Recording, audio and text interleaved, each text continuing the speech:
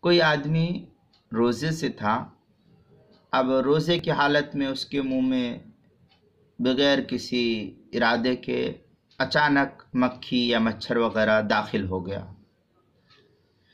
تو حلق میں مکھی یا مچھر اگر چلا جائے تو روزے پر کیا اثر پڑتا ہے، ذرا اس مسئلے میں اس کی تفصیل کو دیکھیں۔ چنانچہ بلا اختیار اگر حلق میں مکھی چلی جائے یا مچھر چلا جائے یا اس کی قبیل کی جو کیڑے وغیرہ ہوتے، چھوٹے چھوٹے پتنگے ہوتے ہیں، یہ کبھی بسا اوقات منہ میں چلے جاتے ہیں، تو اس سے فقہا لکھتے ہیں کہ روزہ نہیں ٹوٹے گا۔